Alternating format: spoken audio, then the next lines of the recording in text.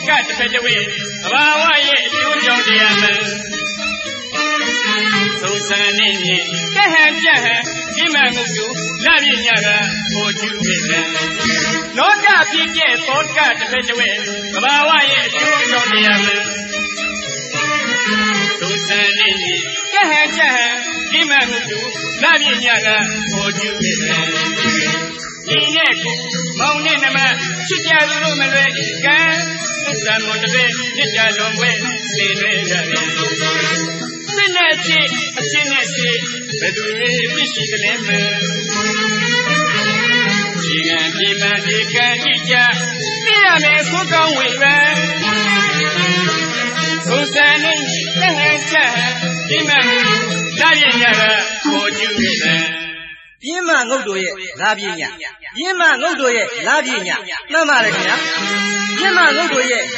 လာပြည့်ညဒီဇလန်းကို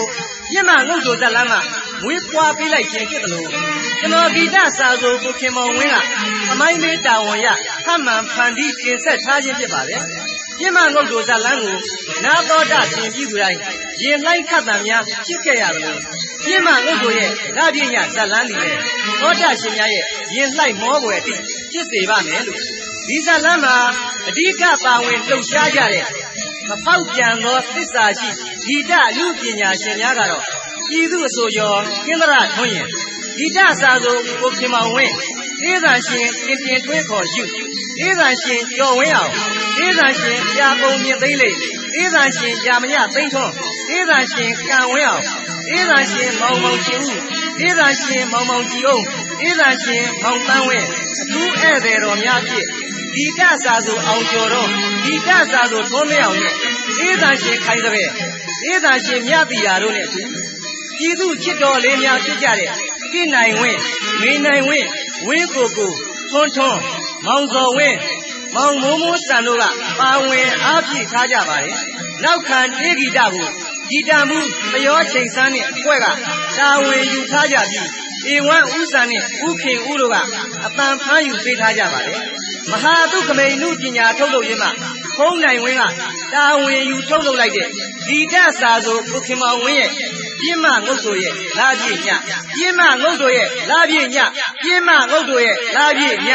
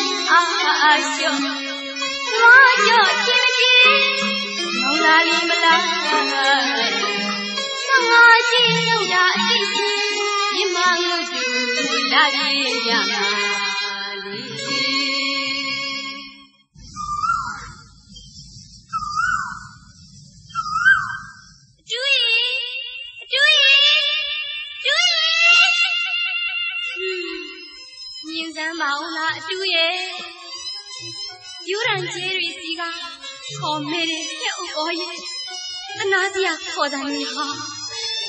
ရစ်ကြွေတဲ့နေကာလမှာ爷爷啊，被点人家你丫的路，我的姨妈我住进那个，你就忙我乱了，我你丫的谁看你好嘞？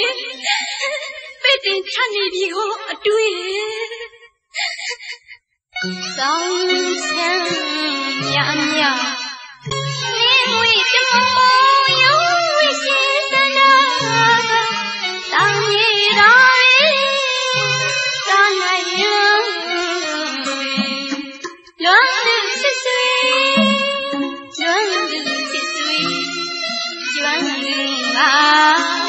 爷爷在里，梦一起对梦一人家一口牛羊们，一马我都来呀嘛对。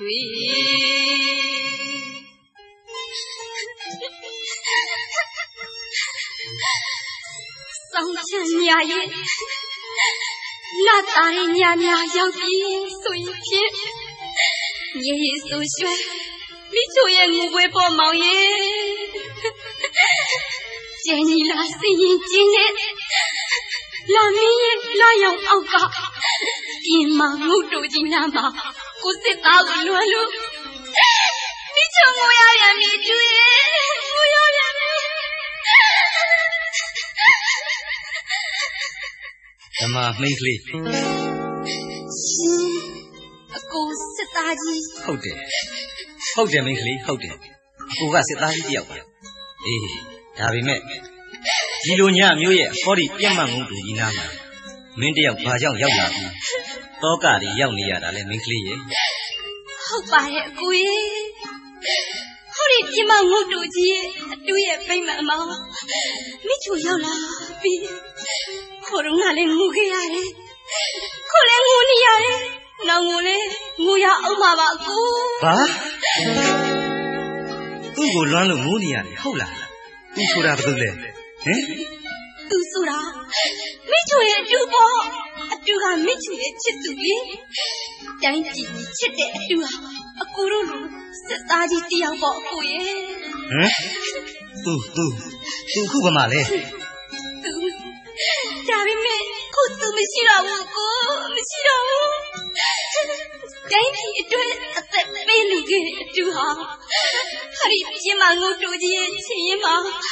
မနူးတော့အိတ်ချင်းနဲ့လင်းလျောက်နေပြီလေဟာဒီပြင်းမငုတ်တူကြီးဟာအတူရဲ့ပြိမှန်မှာအကိုရဲ့စိတ်မကောင်းစရာပဲမင်းကလေးရဲ့ပြင်းမငုတ်တူကြီးရဲ့ချင်းရင်မှာမင်းတို့လိုရင်နာစရာအဖြစ်အပျက်တွေဟာလဲရှိနေပါသေးလားဘာရဲ့ကိုမိချူတို့လိုဖြစ်ပြက်တွေပြင်ဘယ်လူသားတွေရဲ့အကြောင်းလဲပြင်းမငုတ်တူကြီးစီမှာရှိနေသေးလို့လေရှိကြမှာပေါ့မင်းကလေးရှိကြမှာပေါ့သူ့အကြောင်းကို့အကြောင်းမင်းတို့အကြောင်းတွေလိုဟောဒီပြင်းမငုတ်တူကြီးမှာလူသားတွေရဲ့မုန်းချစ်သနာတန်တရားတွေလည်းရှိကြမှာပဲပေါ့အိုးအကိုစကားတွေမိချူနားမလည်နိုင်ပါဘူးဒါပေမဲ့ပြင်းမငုတ်တူကြီးနားကိုအကိုဘာကြောင့်ရောက်လာတာလဲအကိုကဘာတူလဲပြီးတော့အကိုကဘေးကလေအကိုအကြောင်းရောဘယ်လိုလဲမေးလိုက်တဲ့မိကွန်းတွေအကိုဘယ်လိုဖြေရမှန်းတော့မသိဘူးအေးဒါပေမဲ့အကိုဖြေပါမယ်ဒီနေမြေတဝိုက်ကိုစစ်စင်ရေးတာဝန်တစ်ခုနဲ့ရောက်လာတဲ့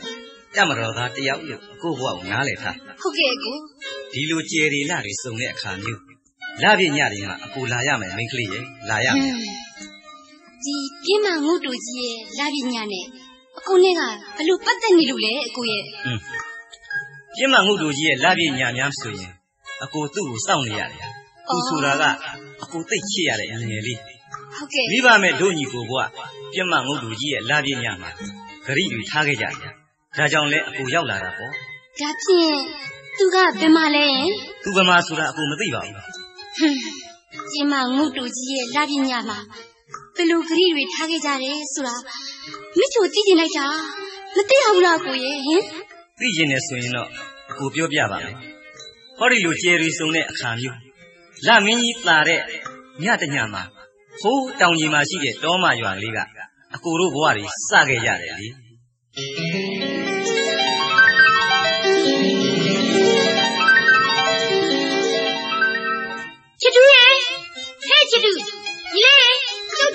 ဗျအကိုချစ်ဦးရဘာလို့မလို့လဲဒီဘေးလျှောက်သွားနေတာလဲညီလေးရဘာလို့ကြောင်းမတက်တာလဲတော့ကြအမေသွားရင်ရိုက်ခံအောင်မပြင်းတော့ကြောင်းမတက်တာဗောဗျကျုပ်ကြောင်းမနေချင်တော့ဘူးဗျဘာ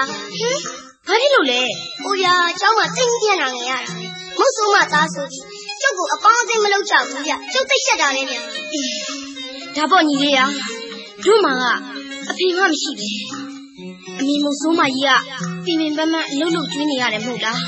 မင်းအမေကိုတနာအောင်ကွာမင်းမမိုက်ပါနဲ့ကျုပ်ကြောင်းကြီးတဲ့အကြောင်းကိုအမေကိုမတိုင်ရဘူးနော်အေးပါကွာမတိုင်ပါဘူးနောက်ကိုကြောင်းမပြေးနဲ့နော်ကဲလာညီလေးအင်ပြန်ရအောင်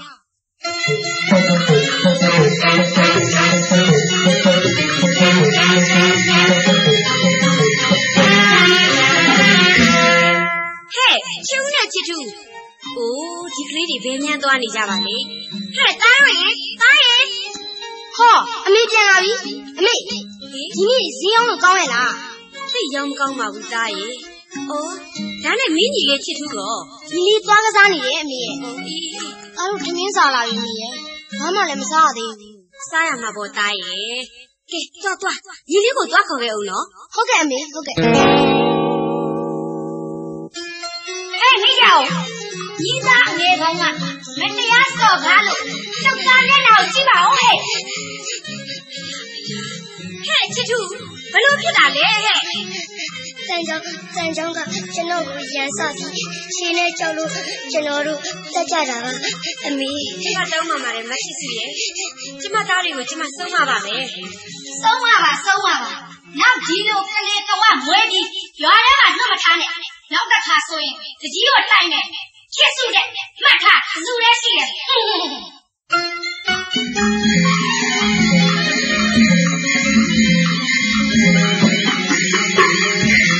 ့ချစ်တူအကိုချစ်ဦးအမေစုထားတဲ့စုဦးဒီမှာကြောင့်ဖောက်ရတယ်လေကွာမိုးစာလုံးဝယ်စားမလို့ပေါ့ဗျမယူပါနဲ့ညီလေးရဲ့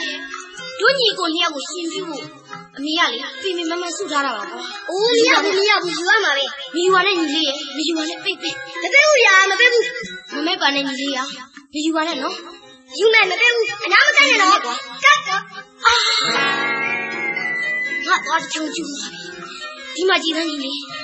မင်းလက်သီးနဲ့တိုးလို့အခုအတချောင်းကျူးသွားပြီအခုကျုပ်ကိုအမေနဲ့မတိုင်နဲ့တိုင်ပြောရင်ကျုပ်အိမ်မှာမနေတော့ဘူးမတိုင်နိုင်ဘူးလေ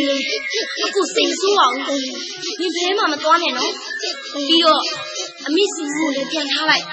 ဒီလေးကလိမ္မာပါတယ်ကွာဟဲ့ဒီညီကိုဘာဖြစ်နေကြတာလဲ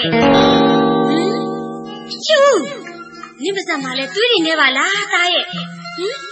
သွားလဲကျိုးလို့နင်တို့ညီကိုရိုက်ပြနေကြတယ်နဲ့တူတယ်ဟုတ်လားယင်ဟာအမေသာဒီငါ့ကိုရိုက်တော့မယ်ညီမပြေးနဲ့ညီကိုမရိုက်ပါဘူးညီလေးဟာအမေညီလေးကိုခေါ်ပေးပါဟဲ့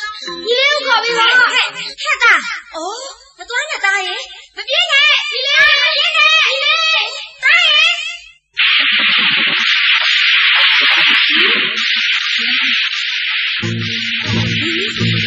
ဘယ်နဲ့မှနေရလားဘာလို့တပုံဝင်စီးပြီဟဲ့သားတို့အမေစီကြောက်အမေစီကြောက်တပုံနဲ့တို့ရအောင်တပုံနဲ့ရပြီကွာ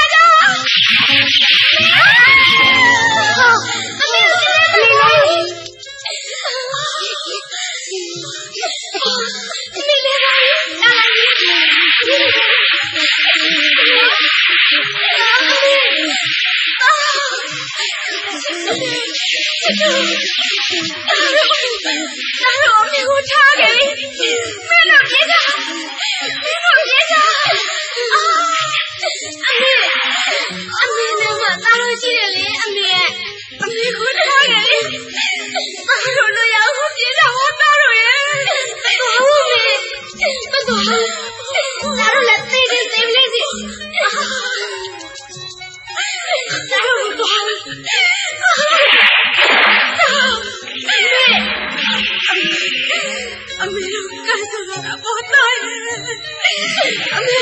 ထုလိုက်တာအမေမနေရတော့ပါဘူးလာတော့ပြေးကြတော့ပြေးကြအ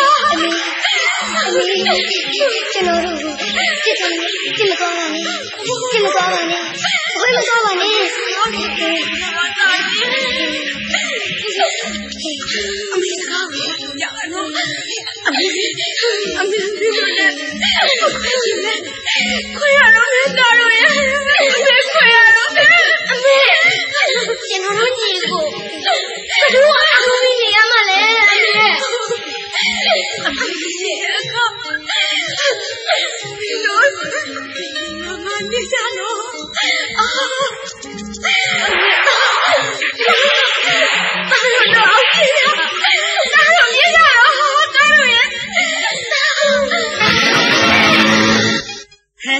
ဟိုမှာရန်သူ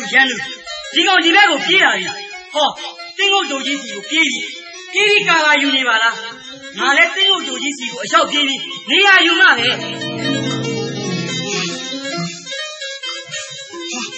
စပတ်တယ်ပါဟမ်ဒီတင်းငုတ်တို့ကြီးစီပြေးပြီးတော့နေရာယူမယ်ဘာရမလဲပါသူ့နေရာယူရမှာပေါ့ဟဲ့ဟိုဘက်ကရန်သူမင်းလက်နဲ့ချပြီးအပြင်ကိုထွက်ခဲ့လားမင်းလည်းပနဲ့ငါလည်းပနဲ့မင်းနဲ့ငါတင်းငုတ်တူကြီးတစ်ဖက်စီမှာရောက်နေကြတယ်ဥရံစားစရံပေါ့ဟောဒီလိုတန်းလား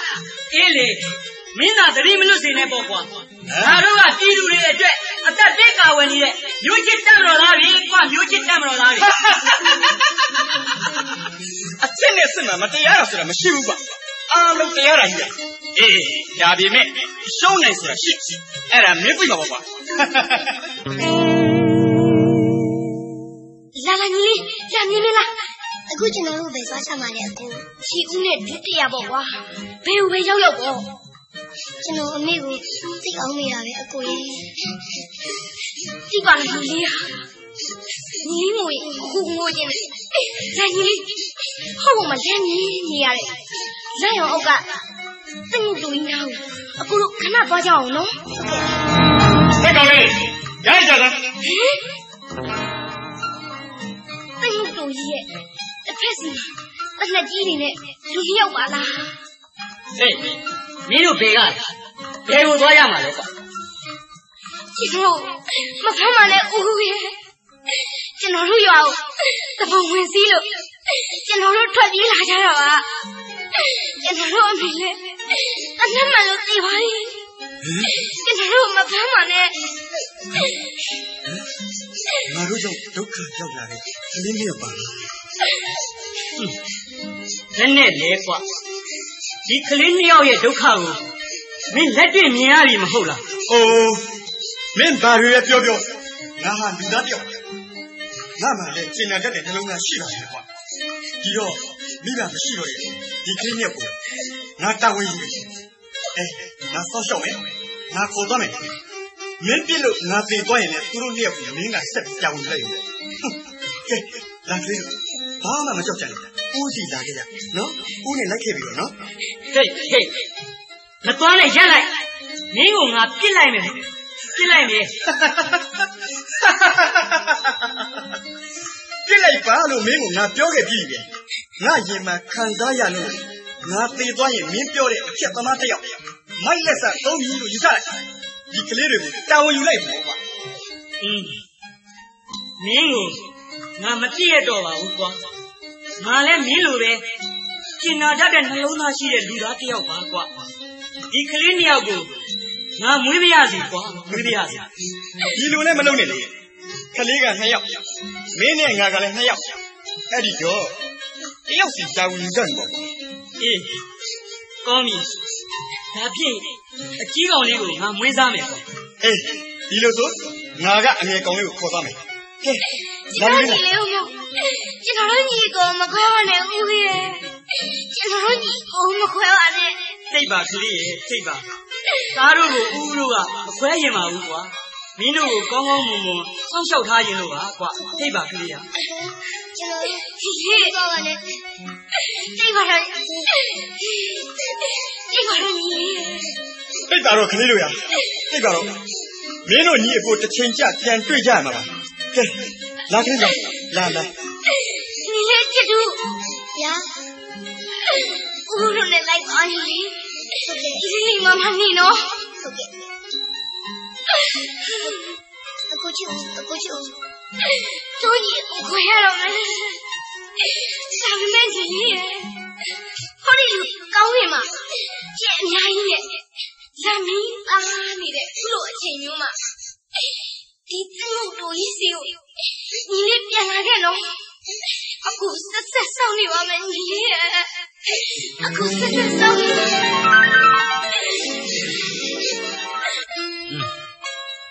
ဟဲ့တွေလည်းကြာခဲ့ပြီပေါ့ပြစ်မှန်ငုတ်တို့ကြီးရဲ့တဏီတော်လာပြညမှာအကိုတို့ညီကိုတစ်ချိန်ကြပြန်ဆုံရဖို့ခရီးတွေထားခဲ့ကြတယ်မင်းကလေးရဲ့ဂိုင်းလောက်ဆိုရင်ကိုဘဝအကိုเจ้าမင်းကလေးသိလောက်ပြီပေါ့မိချူစိတ်မကောင်းပါဘူးကိုရဲ့မိချူနဲ့ကိုဘဝကရှာမရတဲ့လူနှစ်ယောက်အတွက်တော့ကရောက်နေရတယ်နော်ဒါပေါ့မင်းကလေးသူမရောက်လာပြီမဲ့အကိုကတော့ဟောဒီနေရာကိုအမြဲရောက်နေရမှာဒါနဲ့အကိုဒီနေရာဟာတောင်းရမ်းသူတွေအမြဲလှုပ်ရှားနေတဲ့နယ်မြေအကိုရဲ့ကိုအတွက်အန္တရာယ်ရှိနေတယ်ကျေးဇူးတင်တယ်မိချူအကိုသိကျေးဇူးတင်တယ်အကိုအတွက်တော့အန္တရာယ်ဆိုတာမဆန်းတော့ဘူးလို့ဒီပြစ်မှန်ငုတ်တို့ကြီးဟာရန်သူရဲ့နေကြားဆိုတာလည်းအကိုသိတယ်အကိုတို့ကဒီနယ်မြေမှာတောင်းရမ်းမှုကိုနှိမ်နှင်းမှုရောက်လာတဲ့တမတော်သားပါကဲမိချူညစ်နေနေပြီမင်းလည်းပြန်တော့ဟုတ်ကဲ့ကိုလည်းပြန်မယ်နော်ပြန်မမယ်ကိုပြန်မမယ်အကိုရဲ့ခရီးစကားအရပြင်းမငုတ်တို့ကြီးစီကိုနောက်တစ်ခါရောက်လာကြရင်မိချူတို့စုံကြရအောင်မှာပေါ့နော်လာရမယ်မိချူအကိုလာရအောင်မှာပေါ့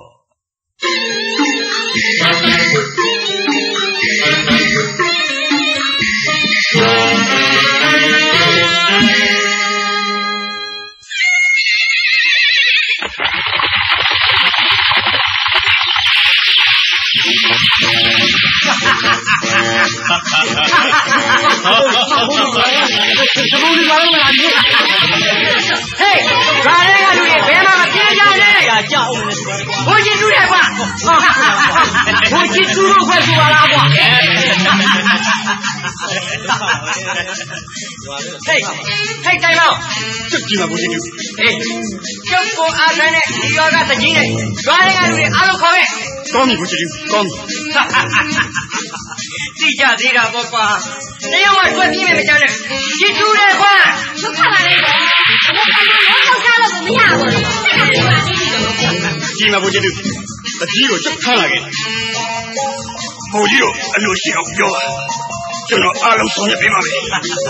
ဟာအခုမှသနာခံရတယ်။ဒါနဲ့ဆက်ကြည့်ခင်ဗျားတို့ပြင်းမလို့တို့ရွာကကျုပ်ကိုအားခံရပါလေဟုတ်လား။ဘိုးချစ်တို့အကြောင်းကြားဝင်လား။ဟဲ့ကမ။ကျွန်တော်အာမခံရပါဘူးကြီး။ရွာကလူတွေစီးပွားရေးအခြေအနေမကောင်းလို့ဆက်ကြည့်ကောင်းလို့မရတော့ပါခင်ဗျာ။ဘယ်သူတွေဒုက္ခရောက်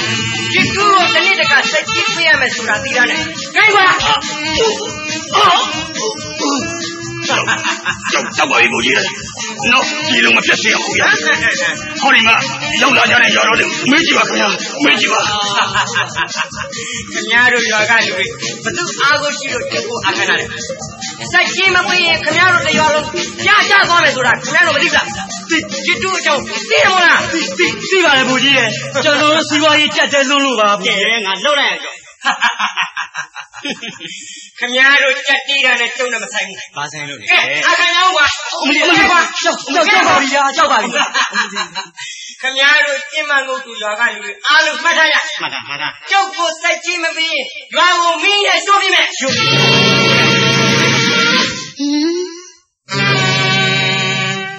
သူအတူနဲ့တူလိုက်တာအိုး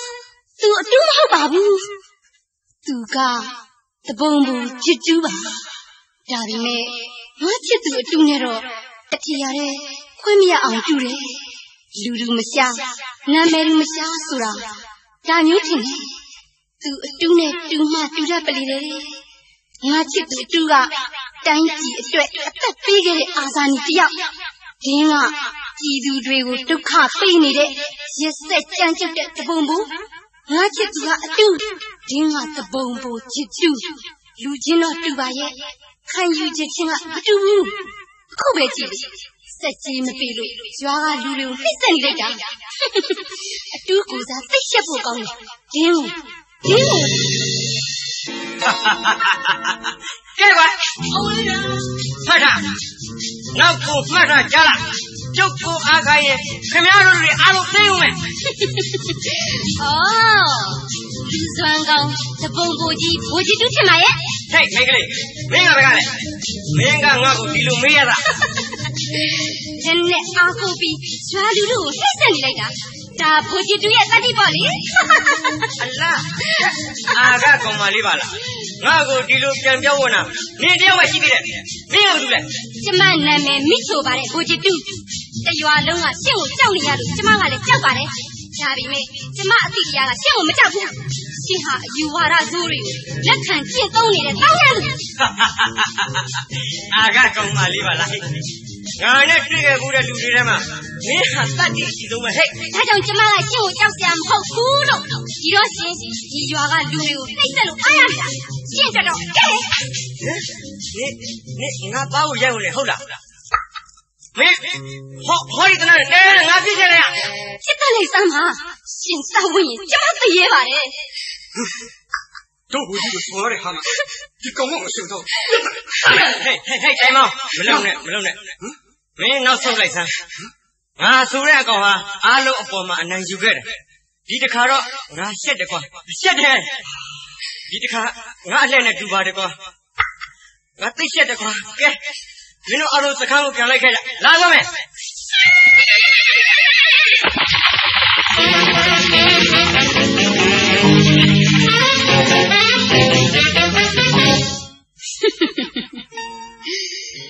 လင်းနဲ့အားကိုပြီးရွာလူလူကို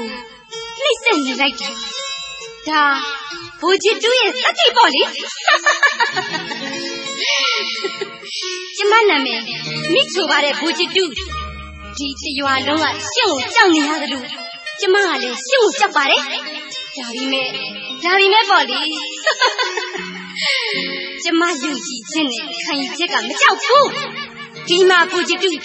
ဒီရွာကလူတွေကိုရှင်နှိမ့်ဆက်လို့အားရလာတယ်ရှင့်ကြတော့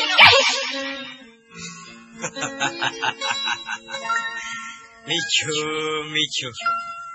နေစိတ်ဓာတ်မျိုးကိုငါသိကြိုက်သွားပြီနှလုံးသားမရှိတဲ့ငါလူတယောက်ကိုနင်ကအချစ်ကြီးမွေးဖွားပေးလိုက်တယ်နင်ကချစ်တယ်သိရှိတယ်ဒီမှာဘုရားတူဘာလို့တော့ကြည်နေတာလဲဘုတိုင်မောင်ပြောစရာရှိလို့လားတိတ်အရေးကြီးတယ်ဘုရားတူကျုပ်တို့နေမျိုးအစိုးရစစ်စင်ရေးတစ်ခုရောက်တာဒါကိုသတိထားမှဖြစ်မယ်ခင်ဗျာဘဲကတရင်ရတယ်စစ်တပ်သွားလာလှုပ်ရှားနေတာကျုပ်အားလုံးတွေ့ခဲ့ပြီဟိုတုန်းကလို့ပေါ့နေလို့မရတော့ရိတ်ခါအတွက်လည်းဖြည့်ထားမှဖြစ်မယ်သိမကြောက်ပါနဲ့ဘိုးတိုင်မောင်ရဲ့ရတုနဲ့ရဖြစ်ဖို့တဲ့လူဟာနလန်မထူတော့ဘူးဆိုတာခင်ဗျားလည်းအသိပဲမို့လားရိတ်ခါအတွက်ရွာတွေကိုဆက်ကြီးတောင်းလိုက်ယူဘောကွာ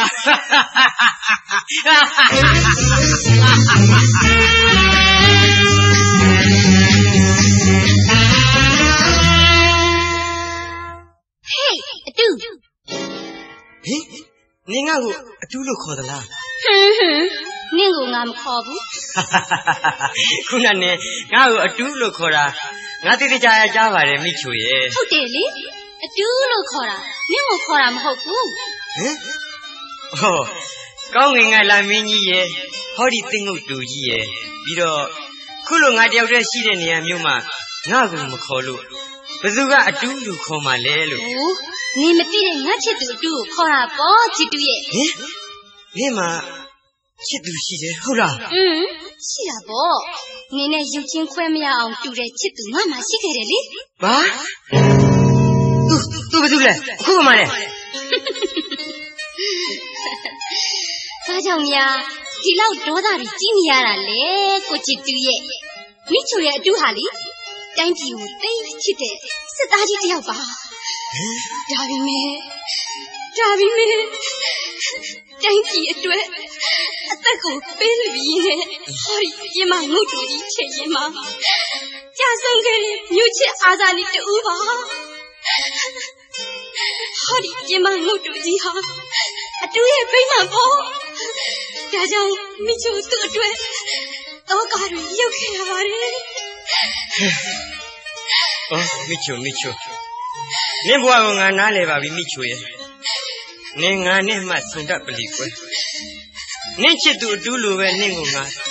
သိချစ်နေမိပြီမိချိုဘာနင်းကငါ့ကိုချစ်နေတယ်ဟုတ်လားဟုတ်တယ်လေငါ့ကိုချစ်နိုင်တဲ့အရေးချင်းနင်းမရှိလို့လားငါချစ်သူတူနဲ့နင်းဟာရုပ်ချင်းဆွဲမရအောင်တူတယ်ဒါပေမဲ့အတူကတိုင်းပြည်နဲ့ငါအပေါ်မှာသစ္စာရှိခဲ့တဲ့အမတ်သားဟုတ်တယောက်နင်းဟာပြည်သူရဲ့ရန်သူခံယူချက်ချင်းမတူတဲ့နင်းနဲ့ငါဟာလက်တွဲလို့ရပါမလားဟဲ့အချင်းနဲ့စစ်မှမတရားဘူးဆိုတာမရှိပါဘူးမိချိုအတိတို့ခံယူချက်တို့ဆိုတာလူသားတွေရဲ့ပညာသဘောတွေပါဒါကြောင့်ချစ်တာကိုချစ်တယ်လို့ပြောတာငါလွန်သလားမိချိုတော်ကြည့်သူတော်နင်းခံယူချက်တွေကပြည်သူတွေအတွက်အကျိုးမပြုဘူးဆိုတာငါသိတယ်ဒါကြောင့်ငင်းချမ်းနဲ့ပြင်းမငုတ်တူကြီးစီကိုနင်လာပြီးမနှောက်ရက်ပါနဲ့ဟဲ့ဟောဒီပြင်းမငုတ်တူကြီးစီကိုနင်လာတာနဲ့ငါလာတာနဲ့ဟာလာတာချင်းမတူပါဘူးမိချိုရနင်ကဘာကြောင့်ဒီနေရာကိုရောက်လာရတာလဲလာရမယ်မိချိုလာရမယ်ဟောဒီလိုလမ်းမင်းကြီးထင်နေသားနေတဲ့ညများစုဒီပြင်းမငုတ်တူကြီးနာကိုလာကူလာရမယ်ဘာဒီပြင်းမငုတ်တူရဲ့လာပြညတွေမှာနင်အကြောင်းနဲ့ရှိနေသေးတယ်လို့နင်ပြောလိုက်တာပေါ့ဟုတ်လားချစ်တူသိရှိတာပေါ့တိုက်ကိုရှိတယ်တို့ညီကိုနှစ်ယောက်ခွဲခဲ့တဲ့အခါကဟောဒီပြင်းမငုတ်တူကြီးတက်တည်ရှိခဲ့တယ်မိချိုတက်တည်ရှိခဲ့တယ်အခုကိုတွေ့ရင်လုံးလို့ငါရောက်လာရတာပါဟဲ့လူတွေကလူတွေပင်ဖြစ်တော်လဲဇေယိုက်မတူဘူးကွဲလို့လမ်းလွဲနေကြတဲ့သူတို့နှစ်ယောက်ဟာညီအကိုအရင်နေပါလားမိချိုနင်ဘာဖြစ်လို့လဲဘာဖြစ်နေလဲငါဘာမှမဖြစ်ပါဘူးအေးဒီလိုဆိုဒီပြင်းမငုံတို့ကြီးနားကိုငါရောက်လာတာနင်မကန့်ကွက်နိုင်တော့ဘူးမို့လားငါအကြောင်းကြောင့်ပဲလာနင့်ကိုချစ်တဲ့စိတ်နဲ့ပဲလာငါတရားပါတယ်မိချိုရဲ့တော်ဟောချစ်တူရဲ့တော်ပါတော့ငါမကြားချင်တော့ဘူးဟင်မိချိုဟဲ့မိချိုငါ့ကိုစိတ်ဆူးသွားပြီလားမိချိုရဲ့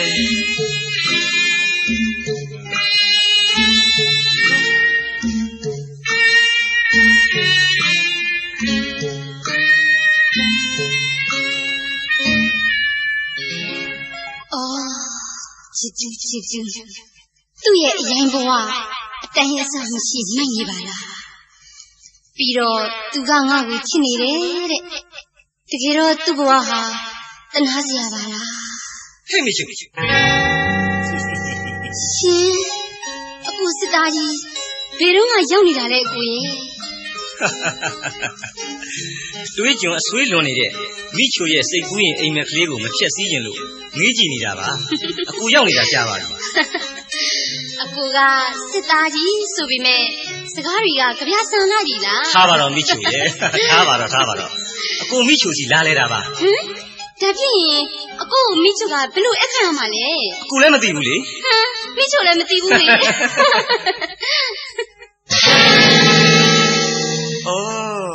သူတို့ကဒီလိုကိုသူကဘာတူလဲငါအချစ်ကိုလူယူလိုက်တယ်ပေါ့တွေ့ကြသေးတာပေါ့ကွာချစ်တို့ကြောင့်ကြားကြရသေးတာပေါ့ကွာဟေး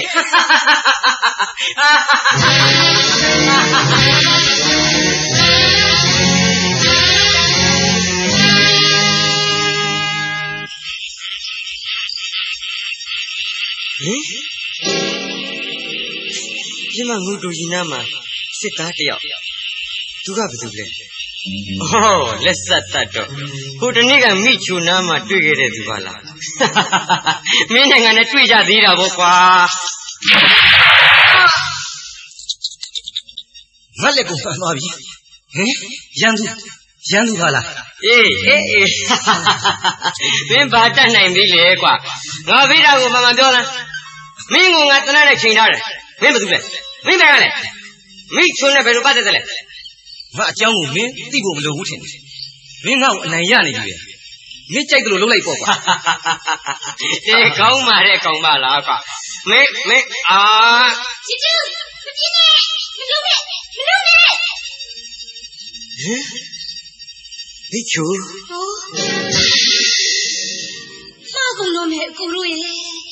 ဟင်သွေးနေပါလားငါအတွက်တော့မမှားနိုင်ဘူးမိချူသူဟာငါရန်သူငါအချစ်ကိုလူယူပြီးငါအသေးကိုခွဲခဲ့တဲ့ရန်သူနင်ဘယ်လိုလုပ်လိုက်တာလဲချစ်တူနင်တွေ့ချင်နေတဲ့နစ်ကိုခဏနဲ့ပြည့်တယ်ပေါ့လေငါမင်းဘာပြောလိုက်တာလဲမိချူသူဟာငါအကိုဟုတ်လားဟဲ့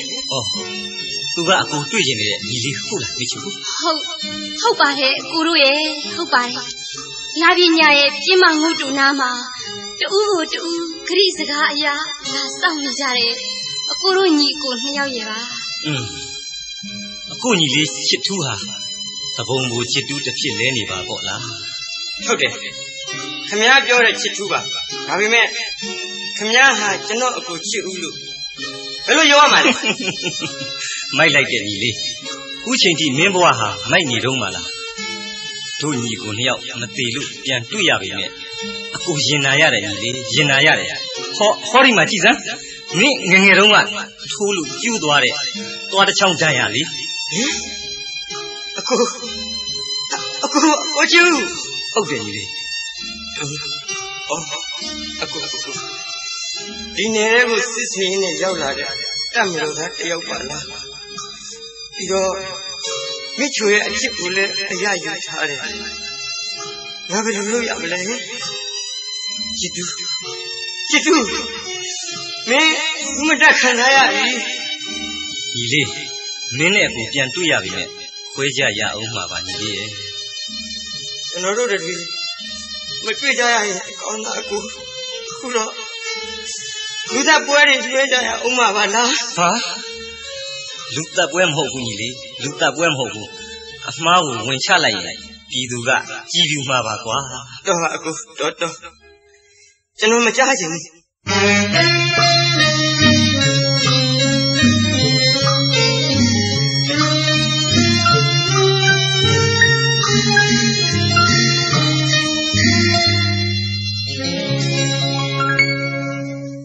အကူချစ်ဦးအကူနဲ့ကျွန်တော်မမျှော်လင့်မဲပြန်တွေ့ရတော့ဝမ်းလဲတာတယ်ဝမ်းလဲနေနေတယ်အကူကိုကျွန်တော်စကားတွေအများကြီးပြောချင်တယ်ဒီစာကိုရရင်ပြင်းမငုတ်တို့ကြီးနားကိုကျွန်တော်နဲ့လာတွေ့ပါကျွန်တော်ဆက်စောင့်နေမယ်ချစ်ထူးခေါ်ရစ်တူး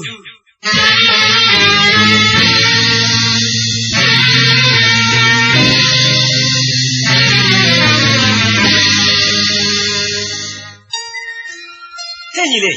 မင်းရောက်နေတာကြာမလားကွာကဲဆိုစမ်းမင်းအကိုကိုစကားတွေအများကြီးပြောချင်တယ်ဆိုပြောရမယ်ပြောရမယ်ပြီးတော့အကိုနဲ့ကျွန်တော်စရင်တွေအများကြီးရှင်းစရာရှိတယ်ဟာကွာစရင်တွေအများကြီးရှင်းစရာရှိတယ်ဟုတ်လားမသိကြအောင်ဆောင်းနေပါနဲ့ကိုရဲ့အကိုနဲ့ကျွန်တော်ဟာညီအကိုအရင်ဆိုပေမဲ့ဆန့်ကျင်ရာကိုကြောခိုင်းရှောက်နေတဲ့သူတွေပါကျွန်တော်ဘဝဟာမျောလင့်ချက်ကင်းမဲ့တဲ့အမောင်တွေကသူပါကိုပြီးတော့အကောင့်တဲ့ညင်မနဲ့တော့ပါဘူးအခုနေရာမှာအခြားသူတယောက်သာဆိုရင်အခုကိုကျွန်တော်ပြစ်တတ်မိမယ်ခုထိမိုက်တုံးမဲလားချစ်ထူးရမင်းဘဝပြုတ်ပြင်လိုက်စမ်းပါမင်းခံယူထားတဲ့အယူဝါဒဇိုးတွေကိုလည်းစွန့်လွတ်လိုက်စမ်းပါကွာဒါမှတို့ညီကိုတွေပျော်ပျော်ရွှင်ရွှင်နေရမှာဟုတ်လားကျွန်တော်ကိုတရားချမနေပါနဲ့ကိုရဲ့ချစ်ထူးဆိုတဲ့အကောင်ဟာလေတရားမှမကြောက်ဘူးဗျတရားမှမကြောက်ဘူးဒီမကြီးလေတော့တောင်မှာပောက်တဲ့စုတွေဟာသူ့အလိုလျောက်ခြုံပြီးသားပါ ရွှေသမင်မျက်လုံးဟာလေဘယ်သူမှမျက်စင်းခတ်လို့လှတာမဟုတ်ဘူးနွန်လေးကကြာဘူးလေဘသူကရေမွှေးလာစော့ပေးတယ်လေအဲ့ဒီလိုတဘာဝပစ္စည်းတွေတောင်ကောင်းနေကြသေးရင်အသိဉာဏ်ရှိတဲ့လူသားတွေဟာကောင်းတဲ့ကောင်းရမှာပေါ့ညီလေးရမင်းကိုမင်းပြုပြင်လိုက်ရင်ငါညီတယောက်လူကောင်းဖြစ်လာမှာပါကွာနော်တော်ပါတော့ကွာတော်ပါတော့ဒီနေရာမှာသဘောတရားဆွေးနွေးတဲ့နေရာမဟုတ်ပါဘူးကျွန်တော်ရှင်းရှင်းပဲပြောမှာဒီနေမြေကအခုထွက်သွားရင်အကောင်းဆုံးပဲမင်းရှိတဲ့နေရာကိုအခုလာခြင်းလို့ရောက်လာရတာအကူကဘာကြောင့်ထွက်သွားရမှာလဲကွာအကူနဲ့ကျွန်တော်ဟာညီအကူဆိုပေမဲ့ရန်သူတွေနော်ရန်မှုမှမကြောက်ဘူးလားမင်းအကူပေါ်ခုမှရန်မှုခဲ့တာမှမဟုတ်ပဲညီလေးငယ်ငယ်တည်းကအနိုင်ကျင့်ခဲ့တာပဲမင်းလို့ရဲ့ရင်အကူကပြုံပြုံကြီးခံပါမယ်ကွာမင်းအပေါ်အကူဘလောက်ချစ်တယ်ဆိုတာမင်းသိပါလားဒီတန်ရောစဉ်စကားတွေနဲ့ကျွန်တော်နှလုံးသားကိုအရေးပြောအောင်လုပ်လို့မရဘူးအကူကျွန်တော်စကားကိုနားမထောင်ရင်အကူကိုကျွန်တော်ဖမ်းရမယ်ကြားလားဖမ်းရင်ဖမ်းတတ်ချင်တတ်အကူမကြောက်ပါဘူးခုလည်းမင်းရှိတဲ့နေရာကိုအကူတယောက်တည်းလာခဲ့တာပဲမဟုတ်လားကဲဆိုကြခင်ဗျာကျွန်တော်ရန်သူပြီးတော့ကျွန်တော်အချစ်ကိုလူယူချသေးတယ်ဒါကိုကျွန်တော်ဘယ်လိုခံရမှာလဲဗျမခံနိုင်ဘူးဒါကတော့မင်းရဲ့တစ်ဖက်သက်အရှင်မြင်လေးကွာခင်ဗျာကျွန်တော်ညာတယ်ကျွန်တော်သိမခံနိုင်တော့ဘူးခင်ဗျားကိုကျွန်တော်ဖမ်းမယ်တိုင်မောင်ဟဲ့တိုင်မောင်ကျုပ်တို့ဒီမှာရှိတယ်ဘိုးကြီးတူသူ့ကိုဖမ်းရပြီးတော့စခန်းကိုခေါ်ခဲ့ကောင်းပြီဘိုးကြီးကဲကိုလေကျုပ်တို့စခန်းကိုအေးအေးဆေးဆေးလိုက်ခဲ့တယ်ဩလက်ဆက်တတ်တော့မင်းတို့ကငါ့ကိုညံဆင်ပြီးဖမ်းကြတာဘူးကွာဟုတ်တယ်ခင်ဗျားမရှိမှအေးမယ်ခင်ဗျားနဲ့ကျွန်တော်စရင်ရှင်းရမယ်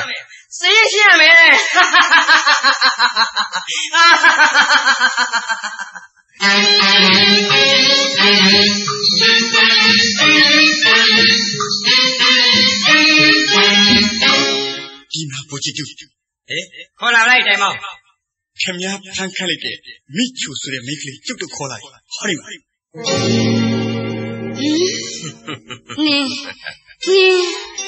အကြံပတ်ဆက်လာကြီးလားချစ်တူးရဲ့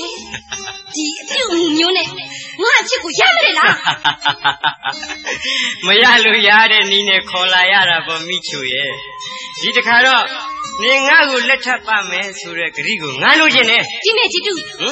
နှလုံးသားရေးရပြဿနာမှာအချစ်ကိုဓမြတိတ်လို့မရနိုင်ဘူးချစ်တူးမရနိုင်ဘူးအေးငါအချစ်ကိုလိုချင်ရင်တော့နင်ကျင့်သုံးနေတဲ့အယူဝါဒဇိုးတွေကိုဆွန့်လွတ်လိုက်တိုင်းပြည်ကိုအကျိုးပြုတဲ့သားကောင်းရနာဖြစ်အောင်ကြိုးစားအဲ့ဒါမှငါနှလုံးသားကလက်ခံနေဟဲ့ဒီမမိချိုဟာလေငါဘဝဟာမျောလင့်ချက်တွေရင်မှာပိုက်ပြီးနိမြတာကိုစွန့်စားခဲ့ရတယ်ဒါပေမဲ့ငါအပေါ်ကြတော့နင်သိရက်ဆက်တယ်ဟာနင်အတွက်ဆိုရင်ငါဘာပဲလုပ်ရအိုးကုံပြောရတာငါရင်ကိုခွဲပြီးအသေးကိုပဲပေးဝင်ပါတယ်မိချိုရခုတော့ချစ်တူးဟာအယူကြီးဖြစ်နေပြီဆိုတာနင်သိဖို့ကောင်းပါတယ်ဟာသိတယ်သိတယ်ဒါပေမဲ့မဲတီတာကိုလိုချင်လို့တိုင်းငုံကြီးကိုခေါ်ပြတဲ့ဓာတ်တာကူကြီးအဖြစ်မျိုးဟုတ်နင့်ကိုငါမုန်းတယ်သိမုန်းတယ်အေးနင်ဟာအကိုချစ်ဦးအပေါ်ကြတော့တန်ရောစဉ်တွင်နေတယ်ဆိုတာငါသိပါတယ်ဟာဒါကငါလုံးဝသိမခံနိုင်ဘူးဒါကြောင့်နင့်ကိုဒီနေရာကိုခေါ်လာရတာနင်အရင်မပြောနဲ့နော်ဒါဟာနင့်ရဲ့တစ်ဖက်အမြင်ပဲအေးပါကိုချစ်ဦးလို့နင်လည်းငါ့ကိုလိမ်နေနင်ညာတယ်ဟဲ့တိုင်မောင်သူ့ကိုငါစီခေါ်ရကွာလာလိုက်ခဲ့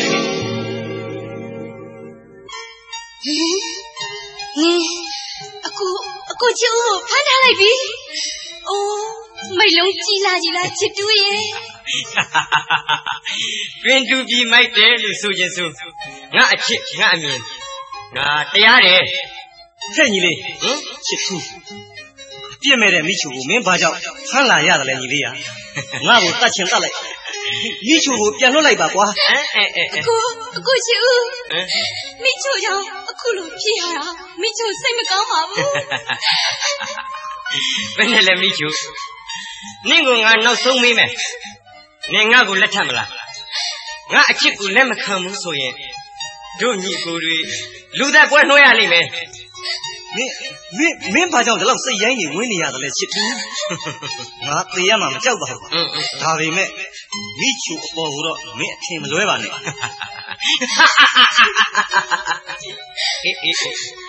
ရှင်တွေကိုစိတ်ရည်နဲ့မဖုံးကြပါနဲ့ကျုပ်ဆိုတဲ့အကောင်ဟာလူဖြစ်လာကြတဲ့ကဘယ်မြစ်တာမျိုးကိုမှမခံစားခဲ့ရပါဘူးအခုလဲအရှုံးနဲ့ရင်ဆိုင်နေရပြီလေဒါကြောင့်ကျုပ်လူရက်တွေဟာအားလုံးတရားတယ်အားလုံးမှန်နေဗျဒီမှာမိချိုစူးစူးရင်ဖွင့်ပြမယ်ငါ့ကိုလက်မထနိုင်ဘူးဆိုရင်ငါလူသက်ရလိမ့်မယ်မနဲ့ကြရင်အကြောင်းပြန်ဒါပဲထိုက်တိုင်းမောတို့အချုပ်တက်ထားလိုက်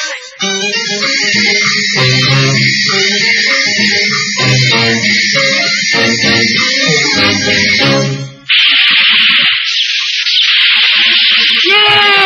看我玩唱！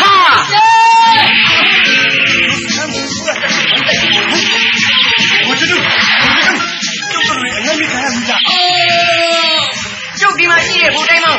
就走路的你呀有的看的。耶！我去，别嘛再过来吃那边。妈妈没叫你，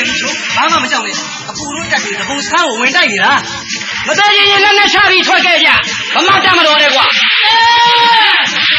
你出来嘿，找妈奶奶们跳舞，带你这个呀。我知道，就看我出来这个外面走，就出来去哪公里的。你就说这块股票这边，看路中飞，我努力还要拿手家嗨。过去，我连手机都没过耶。我说路上妈妈，路上妈妈，妈妈没叫你，妈妈没叫你。那包面手边我们，该然后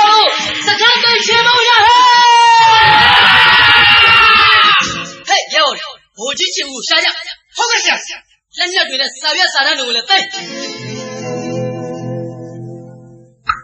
ငိုက်မိတာနားတဲ့ကွာဒီမှာဗိုလ်တိုင်းမောင်ကျုပ်တို့လူတွေစုကြစခန်းလေးရှာကြမယ်ကောင်းပြီလေဘုရားကြီးဒါပေမဲ့ကျုပ်တို့တွေခံလိုက်ရတာဟိုစစ်ဘုံနဲ့မိချွာတရားခံပဲလို့ကျုပ်ထင်တယ်ဟင်မင်းဘာတွေလျှောက်ပြောနေရလဲတိုင်းမောင်သူတို့ကြောင့်မဟုတ်ရင်လည်းတို့စခန်းကိုတနေ့နေ့ဝင်တိုက်ခိုင်းရမှာပဲဟုတ်ဗျာခမရနဲ့မစမတင်လုတ်ခဲ့တဲ့အမားတွေကြောင့်ကျုပ်တို့ကိုကျန်နာခဲ့ခဲ့တာခင်ဗျားမှာတာဝန်ရှိတယ်ဗျာဟေးမင်းပါစပိတ်ထားလိုက်စမ်းတိုင်းမောင်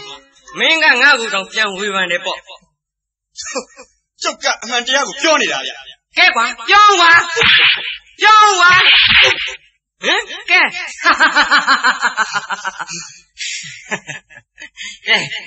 မင်းငါခိုင်းတာလို့နောက်ဒီလူပါစမစောနဲ့သွားတော့အခုချစ်ဦးအခုလောက်ဆိုရင်မိချူနဲ့သိပ်ပြောနေကြပြီပေါ့နော်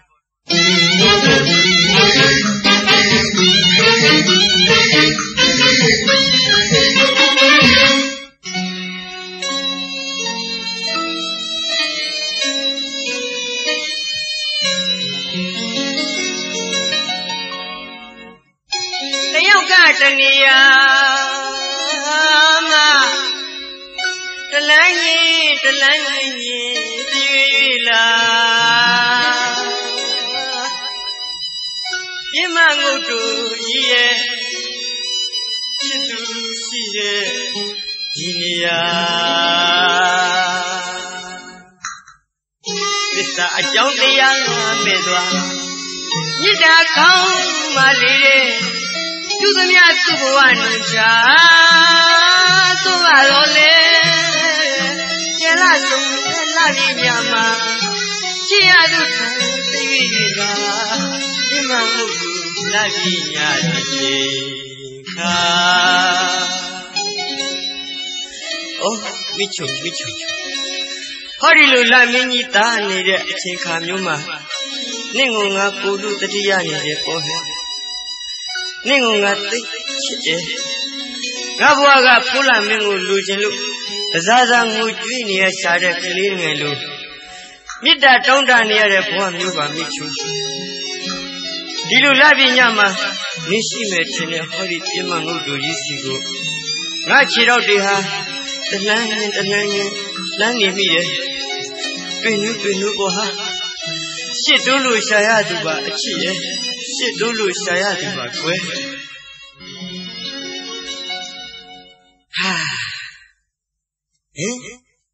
Who lie up, Pimamudu Yisigo? Do you lanida? A good Uvala. Somani Chitu. Tunanga to Yari. Ave Chichi. Did a car of Yatata saying Shema. Tunanga tell you Tiguama Mashima Eme. Hey, one like Galilea. Me a goosey, Yala Ramola, eh? Yala Ramola.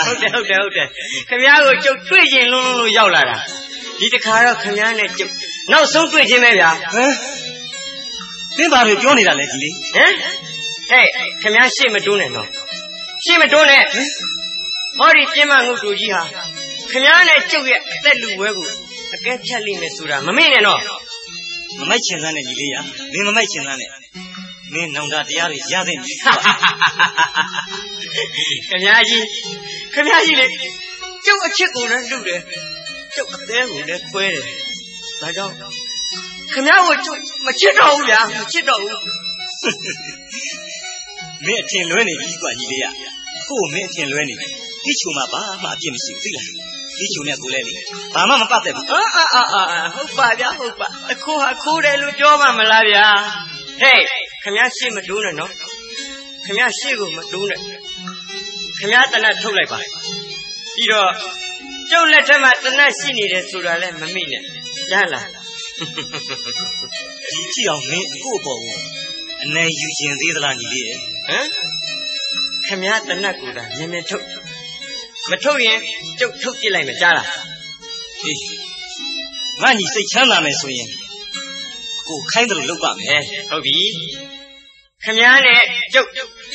Danu Pima. I think you know. Didn't it on your piano? Gabe.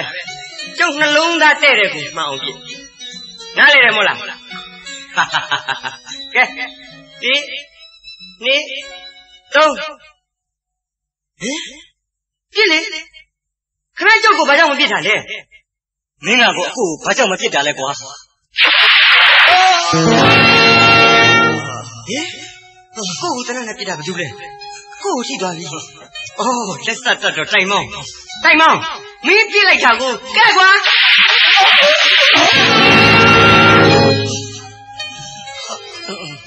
He shit too. A go to know my people, my boy. My people here are who.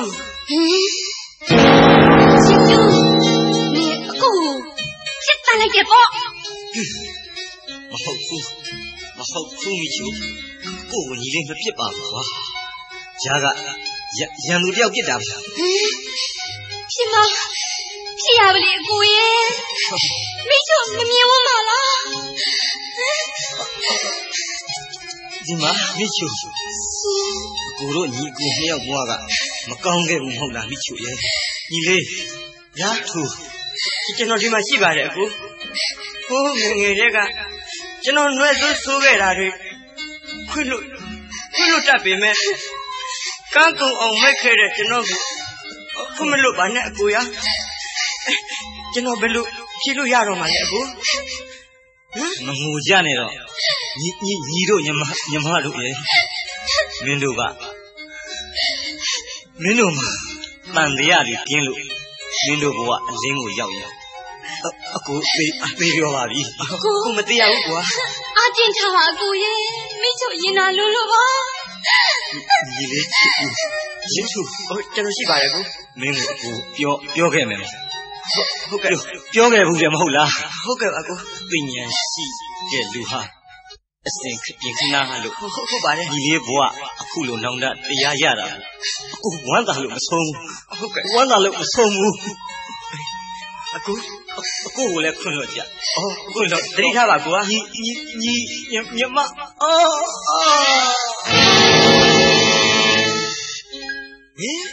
အခုပြမပြရလေကွာကျွန်တော်မိုက်ကြည့်တွေ့ကြောင်းအကိုရေးနေရပြီအကိုဖြစ်စီနေတဲ့ဆန္ဒတွေဖြစ်ရပါစေကွာကျွန်တော်ဂတိပေးပါတယ်ကျွန်တော်မိုက်ကြည့်တွေ့ဖို့လဲပြည်သူတွေရဲ့ရှေ့မှောက်မှာကျွန်တော်ကိုချက်တော့မှာပါပဲလို့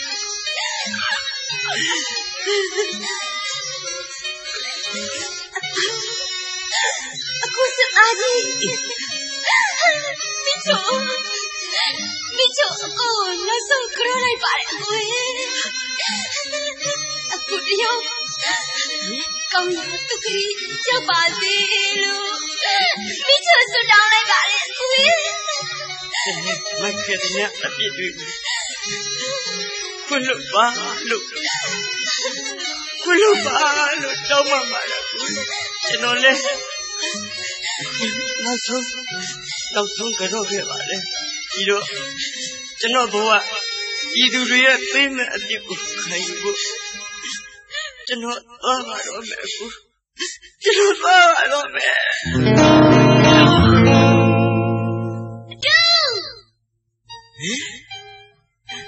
လေ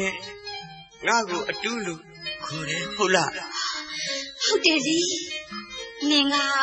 ခုတော့ငါသိချရတဲ့အတူဖြစ်နေမဟုတ်လားမိချိုရဲ့အတူဖြစ်လာရတာ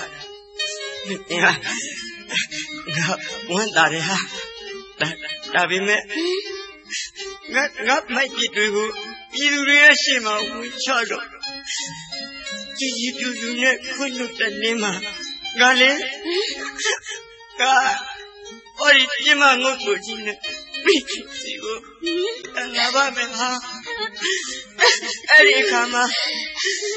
မိချိုငါ့ကိုစောင့်တာငါ့ကိုခွဲလို့ပါမိချိုအတူစိတ်ချပါအတူရဲ့စိတ်ချပါဟောဒီပြမငုတ်တူကြီးနာက